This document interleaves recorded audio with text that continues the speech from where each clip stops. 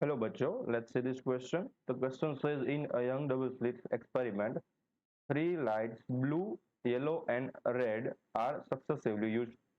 For which color will the fringe width be maximum? हमें बताना है कि यंग डबल स्लिट के एक्सपेरिमेंट में हमने तीन अलग अलग लाइट इंसिडेंट कराई फ्रॉम द स्लिट।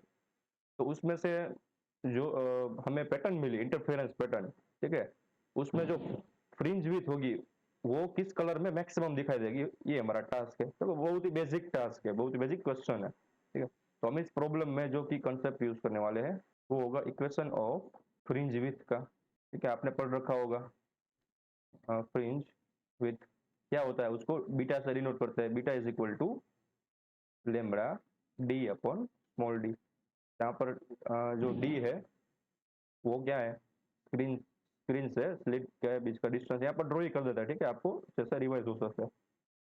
तो ये थी हमारी स्लिट्स, यहाँ पर आती है स्क्रीन। एंड लेट सपोज पहले क्या कौन सी लाइट थी, ब्लू लाइट थी, तो हम यहाँ पर ब्लू लाइट लेते हैं। तो यहाँ से ब्लू लाइट ऐसे आएगी एंड स्क्रीन पे इंसिडेंट होगी एंड कुछ इंटरफेरेंस पैटर्न बनाएगी, ठीक है। एंड स्क्रीन को हम कोई और कलर से डिनोट करते हैं। लेट सपोज ग्रीन वाली हमारी जो ये वाला है वो स्क्रीन है, ठीक है, ये स्क्रीन है।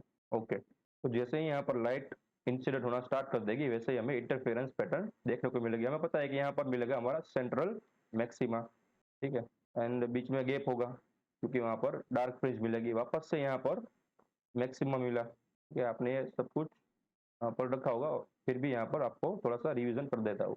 तो ऐसे ही हमारी ब्लू कलर की वजह से फ्रिंजेस मिलेगी, ठीक है, ऐसे कुछ। अब जो इन दोनों के बीच का जो डिस्टेंस होगा, सेपरेशन होगा यहाँ से यहाँ तक का, वही हमारा कहलाता है फ्रिंज विड्थ, ठीक है।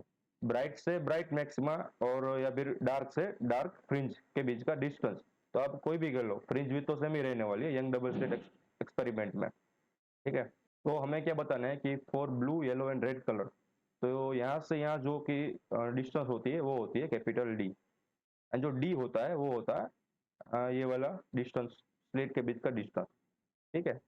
एंड लेमड़ा है वो तो आपको पता ही है, wavelength of the incident light. तो हम तीनों जो तीनों का बीटा पहले फाइंड कर लेते हैं, ठीक है। तो रेड के लिए जो बीटा आएगा उसको बीटा आर कहेंगे। Beta R is equal to lambda R times. अब देखो ये जो एक्सपेरिमेंट का सेटअप है ना वो अलग अलग नहीं है। इसका मतलब capital D and small D तीनों के तीनों लाइट के लिए सेम ही रहने वाला है। यहाँ पर क्या आएगा, small D upon D. Beta blue के लिए क्या आएगा, देखो B is equal to lambda blue into small D upon capital D upon small D. And कौन सी कलर की लाइट है, येलो कलर की लाइट है, ठीक है। तो येलो कलर हमारे पास है नहीं तो ग्रीन से डिनोट कर देते हैं। Beta of yellow is equal to lambda Y capital D upon small D. तो ये तीनों आ गया, राइट। अब हम क्या करेंगे, इसका रेशियो ले लेंगे तीनों के तीनों का। तो रेशियो लेंगे तो क्या मिलेगा हमें कि जो फ्रिंज विथ है ब्लू, पहले क्या है हमारे प्लस ब्लू है ना, तो यहाँ पर लिखेंगे बीटा ऑफ ब्लू जेम। अब कौन सा कलर है, येलो था, तो beta yellow GeM beta of red. Ratio लोगे तो आपके पास क्या आंसर आएगा, ठीक है, इज इक्वल टू क्या मिलेगा हमें, इज इक्वल टू मिलेगा ये डी से small D and capital D सारे में से कैंसिल आउट हो जाएंगे। सिर्फ यहाँ पर लेमड़ा ही बचेगा। तो यहाँ पर आएगा लेमड़ा बी जेम लेमड़ा वाई, ठीक है, लेमड़ा वाई जेम लेमड़ा आर, ठीक है। तो ब्राइट जो विथ होगी ये वो किस में ज्यादा होगी, जिसका लेमड़ा ज्यादा होगा, ठीक है ना। यहाँ पर फॉर एग्जांपल मान लो जो ये ब्लू वाली लाइट है, ठीक है, ब्लू वाली लाइट की जो लेमड़ा होगी वो क्या होगा। तो आपको अगर याद हो तो अच्छा, ना याद हो फिर भी आप लॉजिक से इसका आंसर निकाल सकते हो, ठीक है। कि जिसकी लेमड़ा ज्यादा होगी वही उसकी जो विथ है वो ज्यादा होने वाली है, ठीक है। क्या था, हमें क्या पूछा है, for which colour fringe fringe with be maximum. तो जिसका इसी क्वेश्चन पे से आप डायरेक्टली आंसर ला सकते हो। जिसका लेमड़ा ज्यादा होगा उसकी जो विथ होगी वो ज्यादा होगी, ठीक है।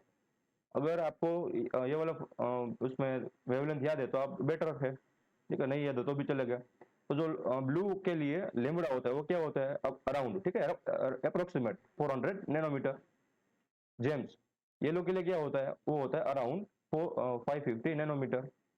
एंड जेम रेड के लिए क्या होता है, ठीक है, वेवलेंथ वो होती है अराउंड 700 नैनोमीटर। ठीक है, मैंने रफली ये यहाँ पर वेवलेंथ दी है।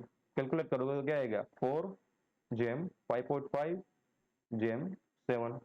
ठीक है, इसका मतलब ये जो बीटा आर आ रहा है, यानी कि separation of in red light, वो ज्यादा आ रहा है, उसका जो वैल्यू है वो कंपेयर टू अदर लाइट वो ज्यादा आ रहा है। तो आंसर क्या मिला, fringe width of red light is more than other given light. ठीक है, ये हमारा आंसर बन गया।